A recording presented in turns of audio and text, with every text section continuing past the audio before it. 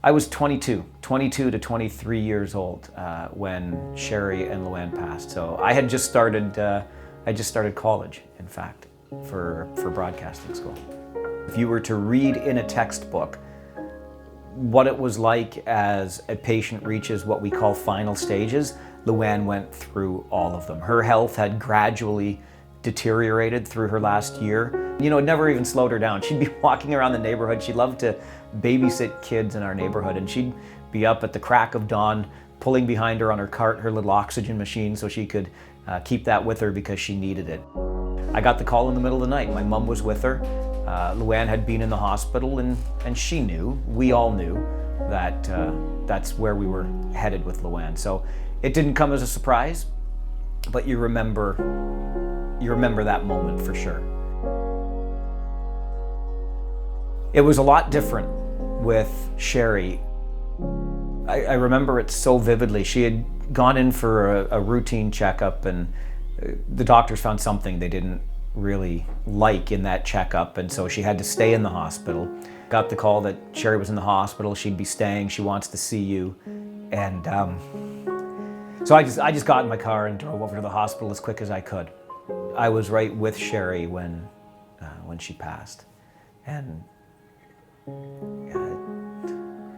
you don't forget stuff like that.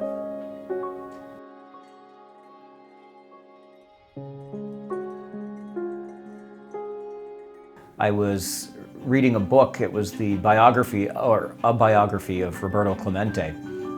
And there was a quote that said, a person who has the ability to help others and fails to do so has wasted his life.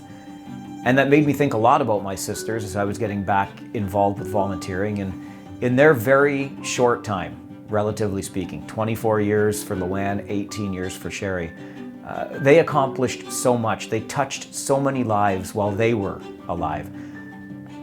The idea behind Farwell4Hire was so random. It was so accidental.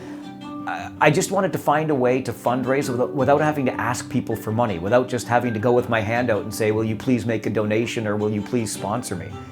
And so I thought this might be a different way of going about it. I've walked dogs, I've barbecued, I've babysat, I've washed cars, I've washed dishes. Whatever it is that needs to be done, I end up doing it. I think right now, at this point, we have more hope than we've ever had before when it comes to the fight against cystic fibrosis, which it still is. There is still no cure for the disease, but just this past year, the median age for somebody living with cystic fibrosis has gone into the 50s. So the progress has been incredible. The best research in the world is being done right here in Canada to control this disease. A cure is coming, and if we keep working with the effort we've been working over all of these years, we're going to get there.